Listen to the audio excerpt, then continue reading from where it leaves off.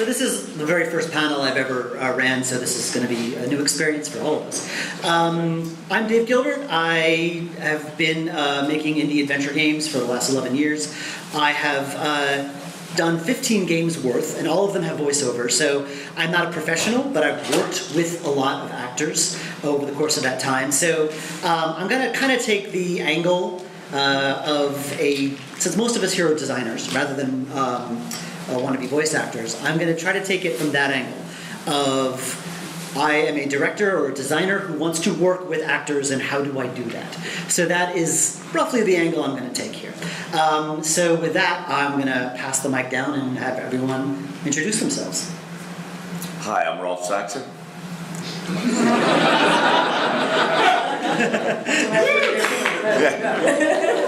Hi, I'm Samantha Béart. I'm Doug Cockle. I don't have one. I don't want to say my name now. Okay. Did that go okay? No, that was fine. Okay, so do another take. We'll just do another I take. imagine all of us, I guess we'll all introduce each other, tell everyone what y'all do later. I guess the first question I have is, just to kind of kick things off, having worked with a lot of actors, I know that working on voicing a linear script, like a cartoon where it's just linear, you read it straight through, is very different than working on a game, which is very nonlinear and it can happen in any order. So to kick things off, could y'all talk about your experiences dealing with one or the other? What do you feel the differences are between the two?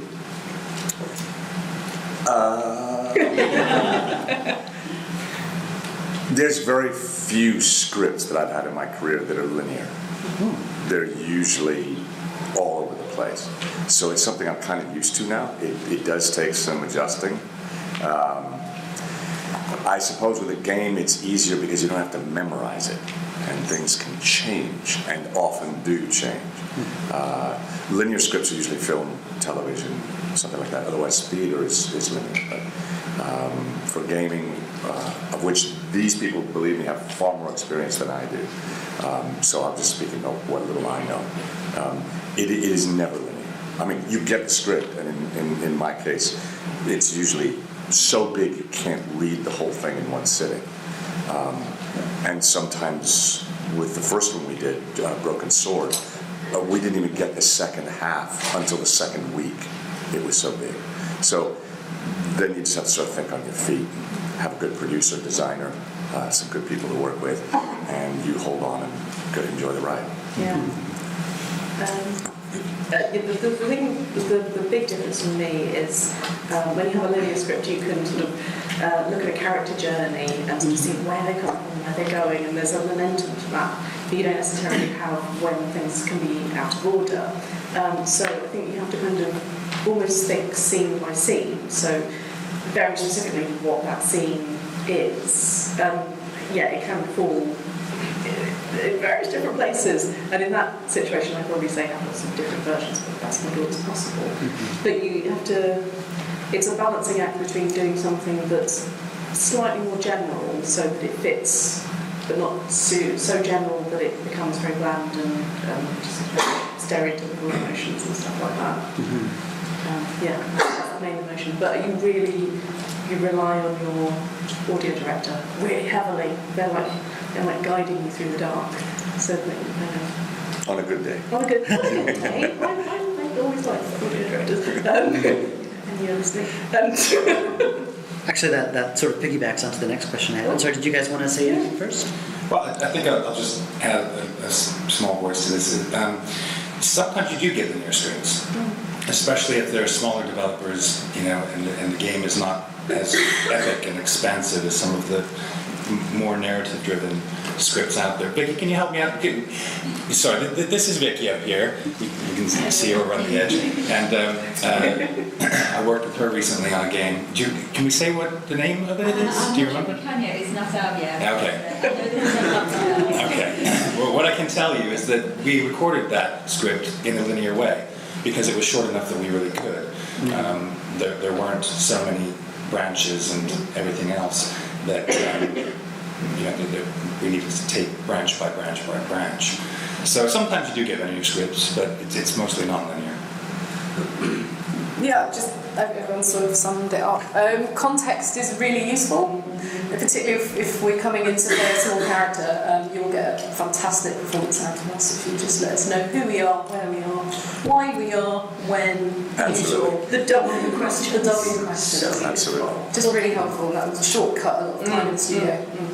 Well, it's interesting you say that you rely on a good director to help you, but I have noticed that when I work with actors, the ones who are worth their weight in gold are the ones who can take something out of context and with very, very little direction can just like nail it every single time. One of the last games we recorded was called Techno Babylon. There was this one actress who played a character named Max Lau, and there are many scenes where she just rattled off a bunch of technical terms like under very like intense circumstances, and she would nail it. But then when she was done, I'd ask her, "Do you have any idea what you just said? You know what any of that means?" And she's like, "No," but she got it. She nailed it, and that's all that matters. And I always used to think that that's like an instinctual thing. You either have it or you don't. But that's probably not true. How do you get to that point, or how can a director help you get to that point? Well, it's like Samantha says, context. It's just the most important thing. But sometimes what will happen is that you'll get somebody who's directing quite often for the first time, and they'll want to tell you how to say each word exactly how they think it should be said, and it doesn't always work out that well. And that's sort of like a micromanaging thing, because they can't work out how to like pull the levers on the actor. And the best, but for want of a better phrase, but you do it. It's fine because like talking isn't my business.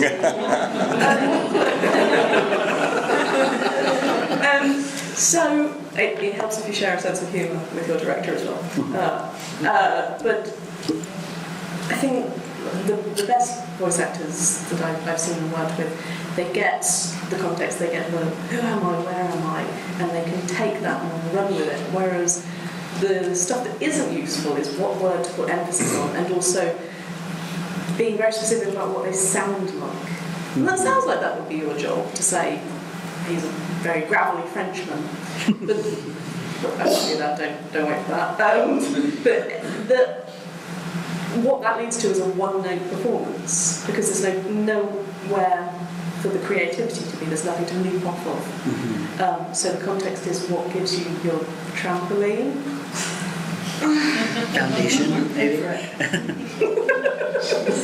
This is why they give me scripts, okay? I imagine, you say, context is important, but I imagine, especially for you, Doug, for a script like The Witcher, there's so much. I can only imagine how long that script must be. There's not a lot of time to give context for every single line. So how does that work in the booth with the director? Well, the script for Witcher 3, including the expansions, was massive, absolutely huge. And I didn't get it all at once. I got it over the course of 3 years.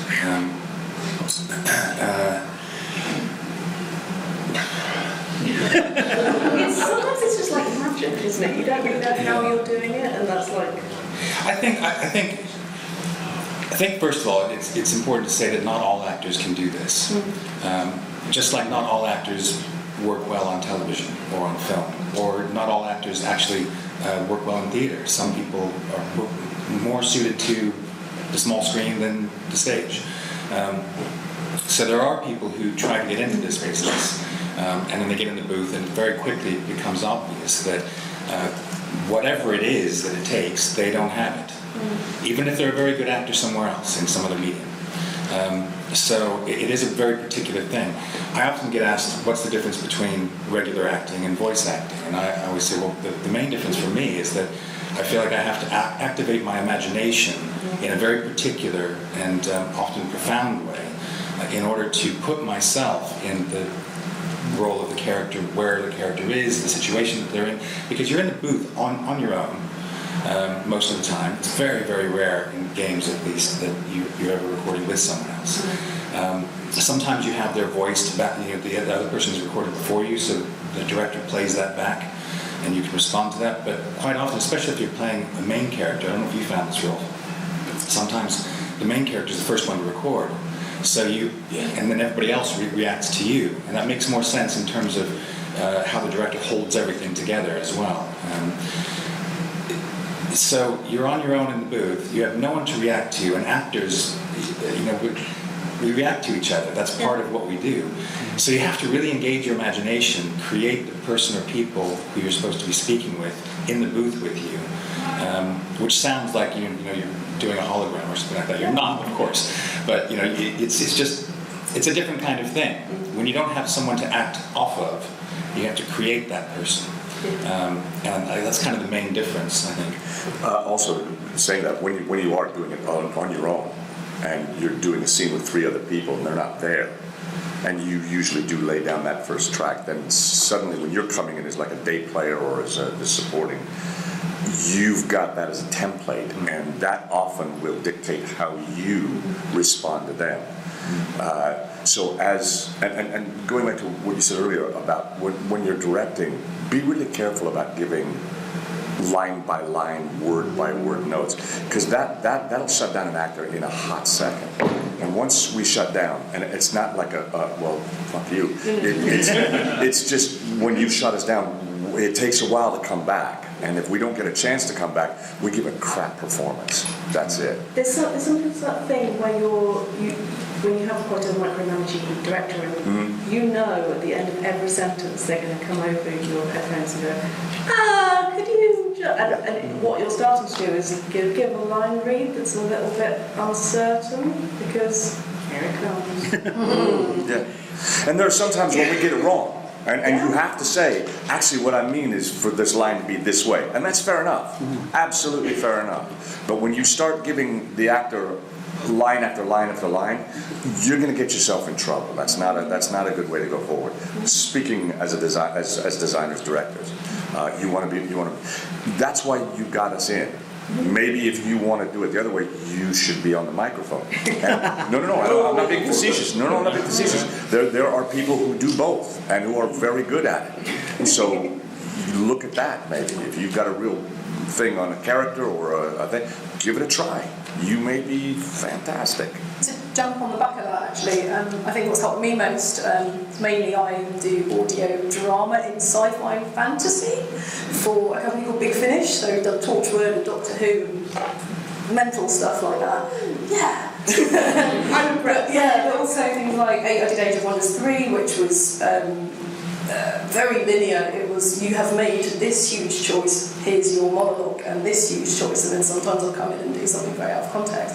But what's helped me is finding the tone, because I play adventure games and I'm a sci-fi nut. So I have if there is a big wall of technical text, I know I've seen that before, and I know that actor managed to do it. So we'll sort of go, what's the general gist of what you want to communicate, and I'll try and sound intelligent by rattling through it. I think just coming back to part of your question about how do actors interpret the scripts and things like that. Well, just as an example, on Witcher 3, before I went in for the first day of recording, they sent me an outline of what I was going to be recording, the storylines. So they sent me the script as well, but when you've got 200 pages of script dialogue to read by the next stage, don't bother. Because you read the... You can. Yeah, you can. So you read the summary. So you have an idea what you're going to be recording, so the context is there. And also, anybody who's had the wonderful opportunity to play a character again, you already have a knowledge of the character and their world and how they respond to it and everything else, so you can rely on that previous experience. If it's something brand new, completely new, you rely on the director and the developers to explain the world that your character lives in, the kind of emotional journey that the character is on, and then you use your own instincts. You said instincts. Did you say? Yeah, it's like you sort of. There's a thing that was happening on a game I was working on before, where the character started to say stuff that wasn't in the script. I mean, I was starting to say, can you imagine me getting a script? And I sort of went, oh, she's in the room. And it's sort of like you're possessed, because you start to come out with stuff because you know this person, like in your bones rather than in your brain. And there's a lot of like, it makes you feel like a big old lovey to sort of say all this stuff, but actually, knowing that stuff and knowing what's my motivation, what's my context, what's my journey, all of that stuff goes from your brain into your heart, your body. There's a lot of bodily stuff as well, like getting the body shape of a character is so important and stuff like that. And sometimes that can just inform so much of the choices that you don't make. Yeah, watch actors in the booth. Oh, yes. When you're in the booth watching actors. I do. Yeah, I know. It's like, are you serious? It's the only way I can get this noise to come out. We don't even know we're doing it usually. Yeah. Which is really embarrassing, yeah. You mentioned earlier about the, if you have a linear script, you see the character's journey, and you can it's a very natural flow to it. And of course, you mentioned you have a 200-page script. You can't really read it or memorize it right away. I noticed in the scripts that I give my actors, and there's often like, not only will the context quickly change from line to line or section to section, it just every like emotional context changes. Like here you're like screaming on a cliff top, here you're talking to your sweet daughter. It's like you got to quickly change things on a dime. Yes. And again, time is money. So how do you do that, or how can a director help you get there? First thing you can do is make sure that any dying sounds or screams happen at the end of the session. That's absolutely right. No, that's yes. it will hurt your voice. Yeah. So you get all the heavy stuff at the very end. Very end. Unless you like them to sound croaky the whole time. I think generally for emotional journey as well, I think that the best audio directors, no matter what games or radio, whatever, have to start with the more day-to-day stuff at the beginning and become more intense. It's interesting, because I've worked with actors who sometimes... Exactly. I've worked with some actors who prefer the emotional stuff at the beginning, because if they do it at the end, they're tired. So that's... Yeah, but then you get They're the other old. stuff. Get to know your actors then, that's what Get some better actors then. Okay. No, get to know. That's what I said. What did you say? What did you say? Get to know your actors. Get to know my actors. Well, that's why I know how to do that. Unofficially. I'm glad that was corrected. Okay. There we go. Phew. All right. Libel alert. All right. The other thing that I think is important, and I always say to people who are like, I want to get into game voices, and sometimes they're an actor or they're doing kind of commercial voiceovers, and I always say, go and do improv classes. Go and get loose.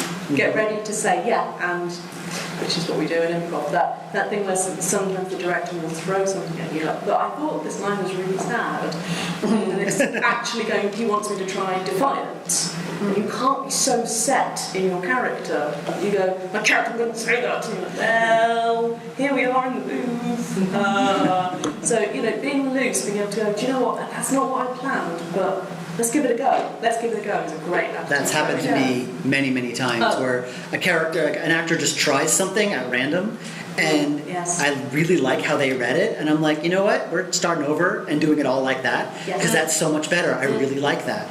And trusting the actors and more, because I found that when, and maybe this could lead into the next question, you guys can tell me your experiences, that you mentioned it's a reoccurring character. So you really, by The Witcher 3, you really knew Geralt. And I imagine there were times when you just read the script and were like, Geralt wouldn't say that. Yes, he's nodding. I worked with the same actor for 5 games who played this character Joey in my Blackwell series, and he would say, yeah, thank you. He would just look at it and say, Joey would not say this. And sometimes we'd work together to kind of make it better and make it, because I feel like an actor, when they get into their character, they know it better than you. So do you guys have any experiences where you really work with the director to really improve something or change something altogether? Yeah. I mean, also, by the way, that's such a Joey thing to say. That's not very Joey. I would never say that. I mean, one person's developing the character, exploring the characters, another person's still building a part up. So I'm some of I'm mainly batty old crones in Bertram Fiddle. And when I came in, the scripts were quite small, and what happened was that when I sort of got into it, the director said was like scribbling in the corner of the room going, hey, wait, can I have a how dare you? Oh, actually, have you got anything like this in Cockney Rhyming Slang?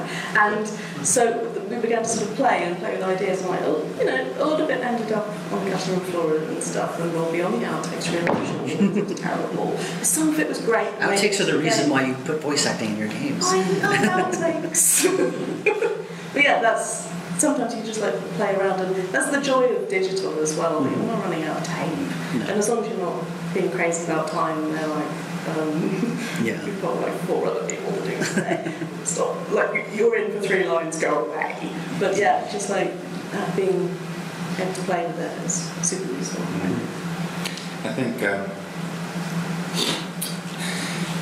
when you play a recurring character. The amount of input you have in the game itself varies depending on the developer, obviously. CD Projekt Red was quite open to me and the directors on Witcher 3 and other actors as well, Skyping in and saying, we just want to change this line around if we feel it makes more sense. But they were on a journey as well, because I remember Witcher 1, we recorded with outsourced media, and I remember that recording session very, very well. It was long hours, and I had to push my voice really, really far down. But they absolutely knew what they wanted, and they weren't. I was there to do a voice. That was all I was there for. By Witcher 3, one, they were getting more sophisticated in the writing, much more sophisticated, and Witcher 3 is all about the narrative. But just as an example, it's not just about lines and how they're phrased. There was a whole quest in Witcher 3 that we actually deleted, me and the director and the engineer, because when we got into the studio, we didn't have the script. The script was mailed in by CD Projekt the morning of my session. So none of us had seen it until we got there. The director and the engineer were there before me, and they had read through the summary of the quest. And they just, when I got in, they went, Doug, have a look at this. And I read it, and it was horrible. It was this horrible quest that was involved a pedophile ring and stuff like that. But it had some stuff that we just felt was really gratuitous. And so we called them up and we said, we really don't think this is going to do you any favors. We don't really want to do it. Can you please rewrite this? And they went, yeah, well, I'll go talk to people and we'll get That was by number 3, though. That was 3. Yeah, 2 it was a little bit looser, but on 3, I think because we'd all been on that journey, and I'd been on the journey from the beginning, they kind of started, to trust that, I was part of this. So yeah, sometimes the actor can actually be a really good sounding board for the ideas that you're developing. And you can tell when an actor doesn't like a script. Because they just go, Yeah, very professional. It doesn't really come up for me in drama. I worship writers. I think they're really undervalued. Unless I can, if I can rewrite it, I'll go and do my own thing. So my concern is that my character sounds human. Sometimes there's a turn of phrase that's a bit off, but generally I don't say anything. But in the case of comedy, or just thinking back to doing Nelly Coote a lot, where I brought a lot of the actors from Hitchhiker's Guide to the Galaxy with me, who've worked in comedy for decades. And that was great, and everyone was sort of trying to top each other because we all wanted to make it the funniest game that it could be. So it worked in that context. But just in my personal experience, I wouldn't be trying to rewrite bits myself. I think it really depends, doesn't it? Yeah. So as long as you're working on an indie, they can really benefit from if you. I think it also depends, as Doug was saying, that if you've been a part of it for a while and you know it, and they trust you and you trust them, you're not trying to put any stamp on it. You're just trying to make it, as you say, the best it can be.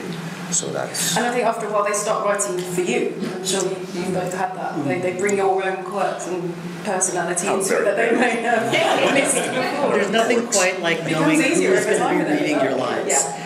Especially with Blackwell, when by the 5th one, I knew exactly how the 2 leading actors would read their lines, and it just makes it so much easier.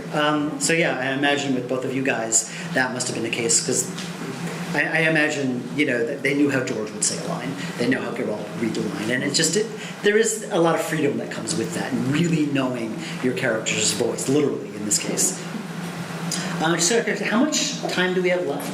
I will answer that question as soon as my phone wakes up. Okay. I just want to know if I should keep talking or if we should do Q&A. It's 7 minutes past 1, and we'd like to wrap this up by 1:30. Oh, we got plenty of time. Okay, great. Yeah. All right. Great. About 20 minutes of questions, or do one more question we run? Sure. I once I once met Jennifer Hale, who's Fem Shep in Mass Effect, and Not Fem Shep to me, just Shep. she's just Shep. Sorry, Shep. She's from, and one thing I asked her, which I always ask any voice actor, but I asked her, what is something that you hate? What is the director does that you absolutely despise? And the thing she said is when they talk too much. You mentioned micromanaging.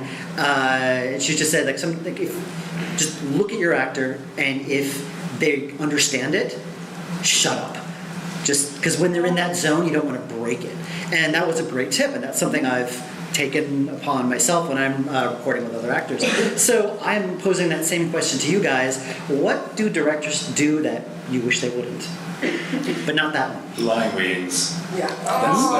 It's some directors and some developers as well.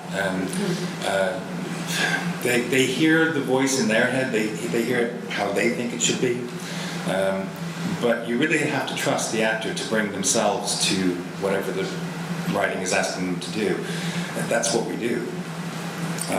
So line readings are a pain in the butt because it doesn't allow us as actors to engage our creative energy.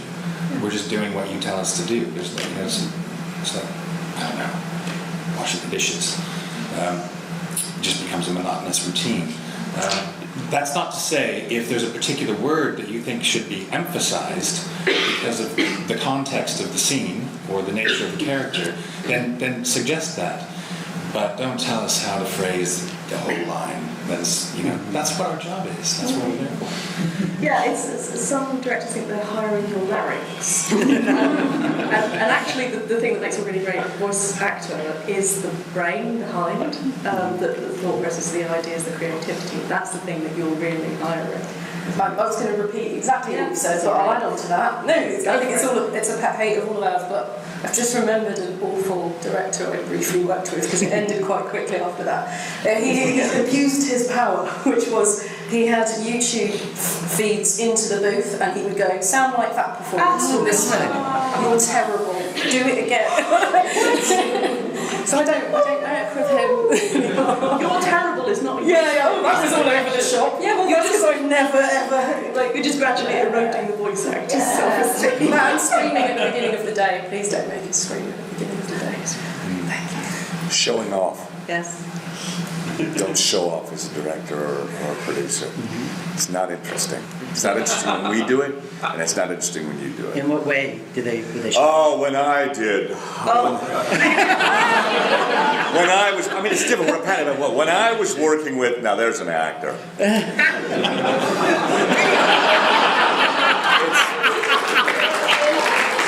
that get on the stream? I really hope so. Oh, sorry, God. Yeah, that's right. No, don't do that. That's a pet hate of mine. As I say, I have so little experience compared to these guys. I come in little bits and pieces other than mine, and that really gets me. I don't like that. I have a funny story of years ago when I was still working in. I did all my voice acting recording from my apartment. I prefer working with local actors, and I would bring them into my apartment to record because it was cheap and it had a microphone. But I didn't realize at the time quite how dubious it sounded. It's like, hi, That's exactly what I was thinking. Come into my bedroom and record. That's a good one, Harvey. Yeah.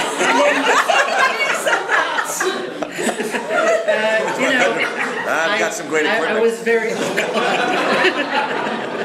So yeah, no one ever called me on that, and like the voices sound Lucky fine. you. But yeah, it's just things like I wish someone called me on that, saying yeah, you need to be very clear. You know, but yeah. Oh dear.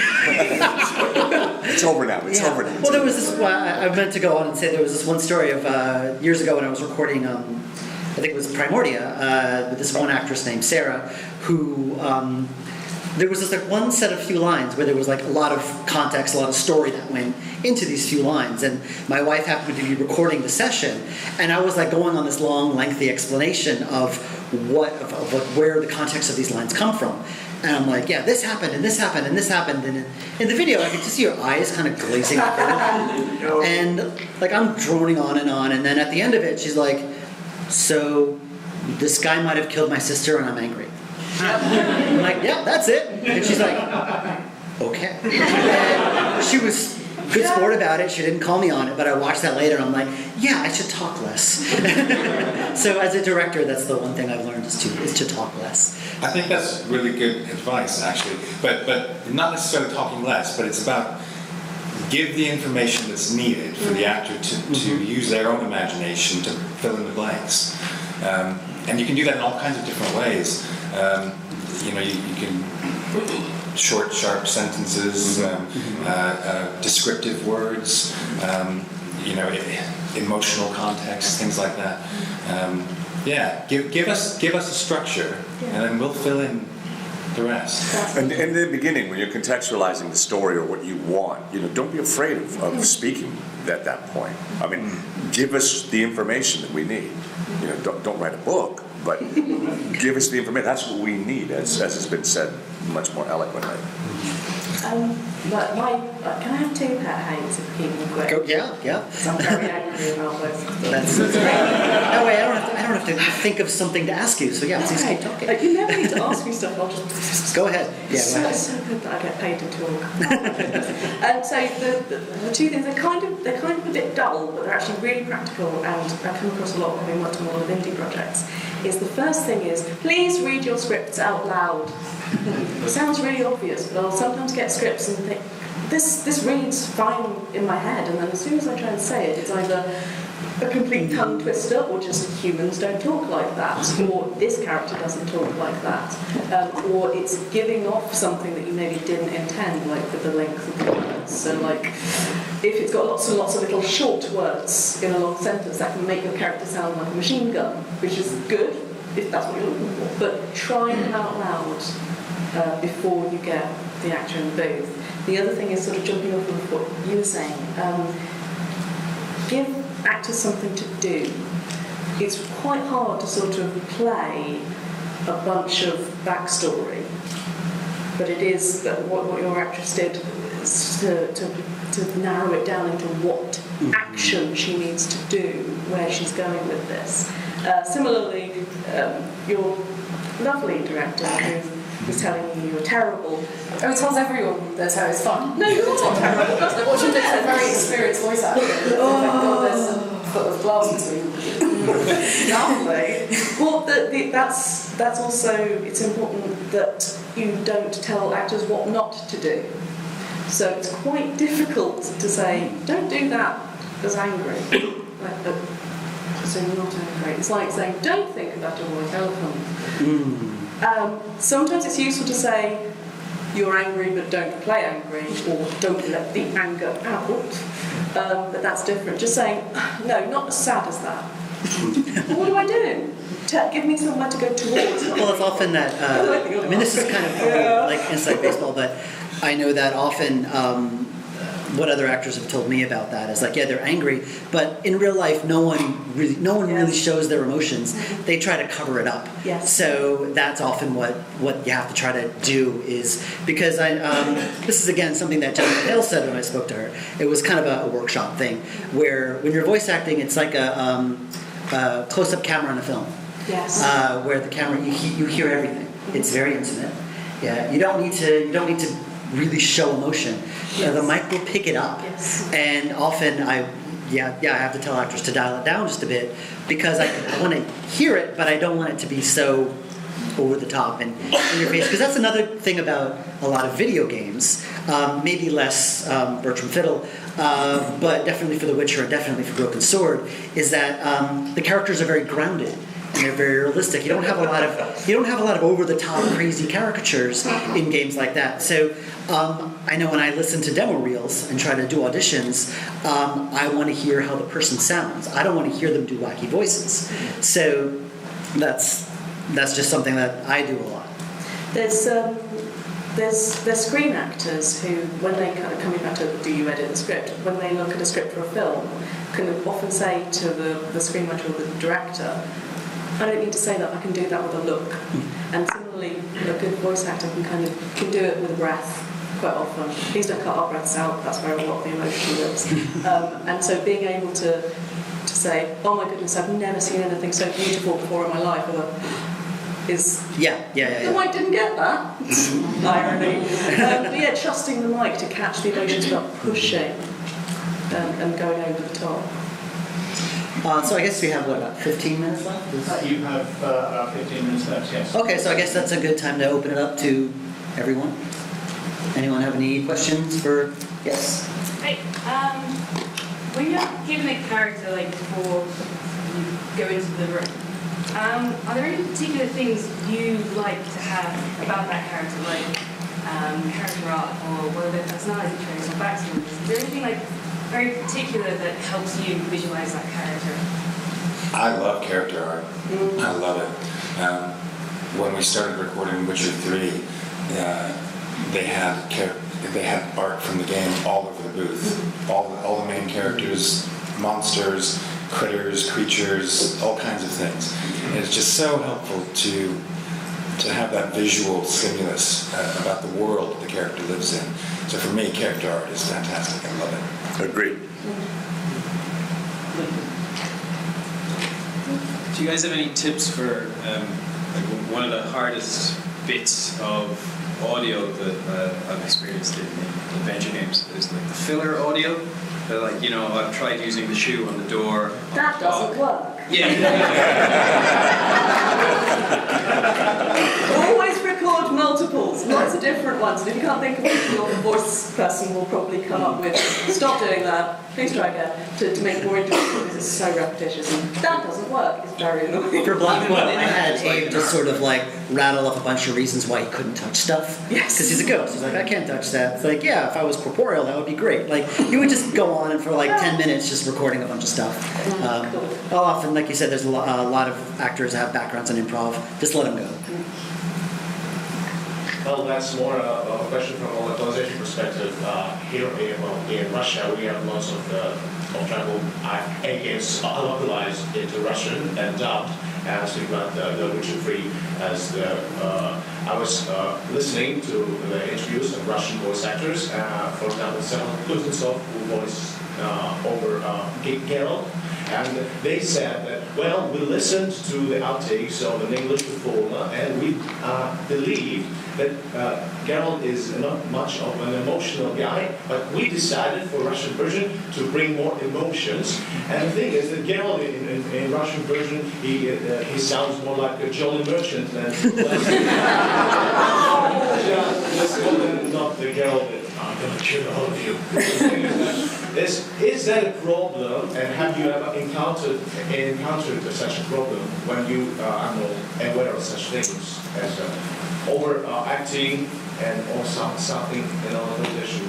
I've done localization from other languages into English. Have you guys done that? Yeah.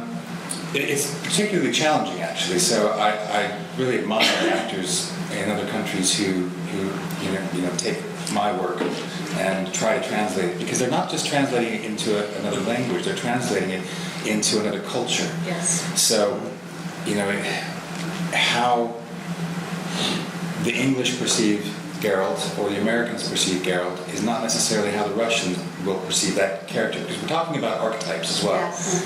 See, the text translation for The Witcher is perfect. It's not about the text. It's nice. It's about what a person who has grown up in Russia, speaking Russian, will hear in the voice. Yes. So now that's not to say that all localization actors get it right. They don't, but that's only if their director stinks. Yeah. I'm with him on that. It's the best director. That was good. Hire the director.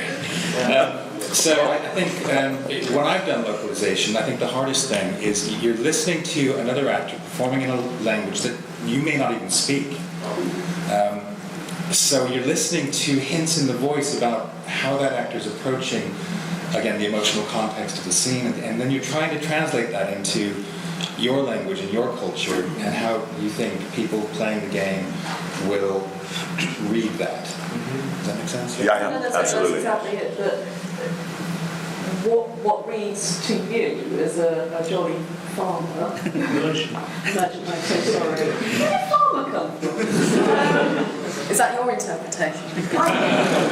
Lost in translation already, right? That's what both of you. Yeah, but so sometimes you'll come across a character and in the Spanish version, the character will have a Madrid accent, and then you need to understand what that means to the Spanish audience, and then find an equivalent for an English-speaking audience, and then but will that work for the British audience and the American audience as well? And they're not localised to both those nations. So actually, you're finding lots of little cultural touch points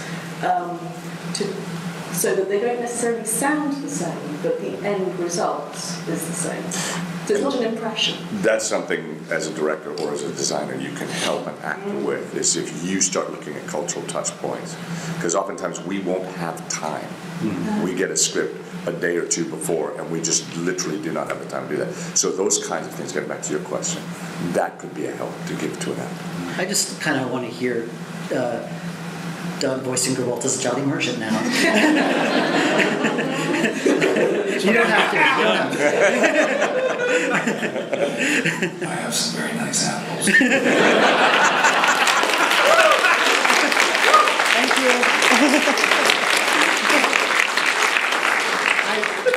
I was hesitant about asking. I'm glad I did.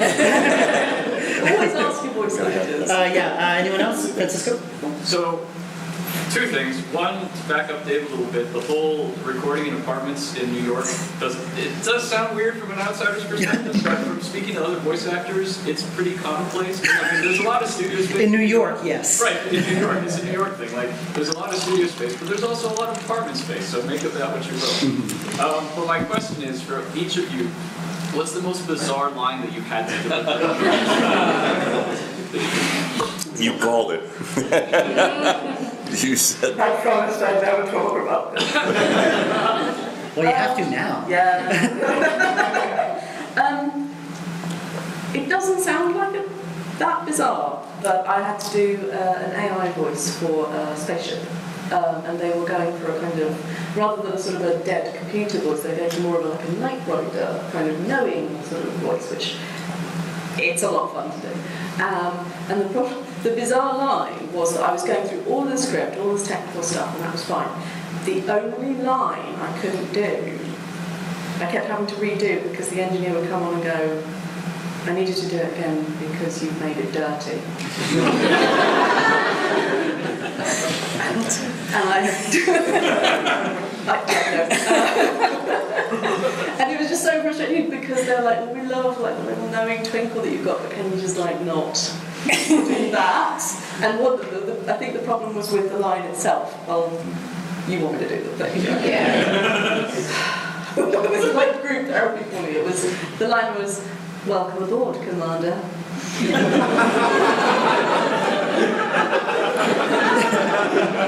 Which game was this?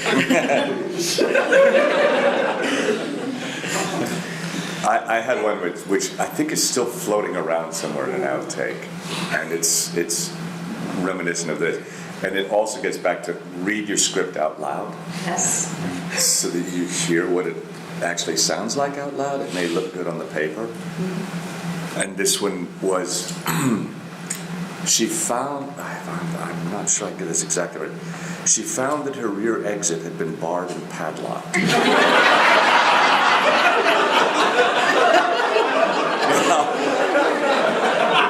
Looks good on paper, doesn't it? Good night, everybody. That is a localization problem as well, that you're like, this English is perfect, but you have no idea the context of this. No. I actually hadn't read that before I said it. Did you do that thing where you It's heard on it tape. coming up? Oh, no, I just started laughing as soon as it was out. I was like, you gotta be kidding, seriously? Yeah. Sometimes as well, it's not what's on the page, it's what your fevered actor brain does in the booth. When you're in for a 4-hour session, especially if you're in multiple days for 4-hour sessions or longer sessions, they're more than 4 hours is less common now than it was in the past, but it still does happen. Things just need to get done. But sometimes, because being in the booth is not glamorous, sometimes it's actually just hard work because you're trying to get through a lot of script in a short amount of time.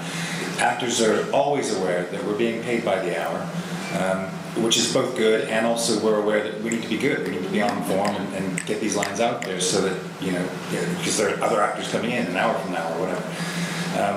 So sometimes it can get a little bit monotonous, or tense, or just, a bit like hard work. So sometimes you'll read a line, and just because the context is in that line, if you look at it a certain way, you extend the line and make it really dirty. I've noticed just for this fun. is a theme. Yeah. And Every actor does this. Every single one I've ever. Yeah. We are powered by Yes. innuendo. That's how actors work. There was a blooper reel out there somewhere of Geralt saying horrible things. I don't think it's actually. Do you have a copy? Yeah. Can I borrow it? Yeah, the engineer James was keeping it. He'd play it back to me every once in a while. You remember when you said this? Oh, God. But it does break the monotony up, like doing silly stuff and things. I've got one. I was playing a polymorphic psychosexual alien. And the line was, my internal organs appear to have shapeshifted into a lift shaft. What game was that? It wasn't a game. Just one of those dramas that I do. All right. I think that's it. Do we have time for one more? For time, I'm afraid not. But we Sorry. We will maybe get a chance later on. You've got to let her. Come Go ahead, on. just shout it out. Just shout it out. Okay, yeah, go Tris. I'm sorry, darling. It's got to be Tris. Wow. But Yen comes a very close second. Always an innuendo. You know that.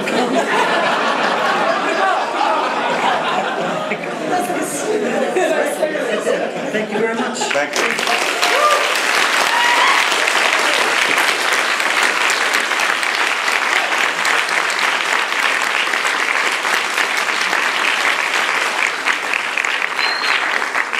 And you guys, good luck. Good luck.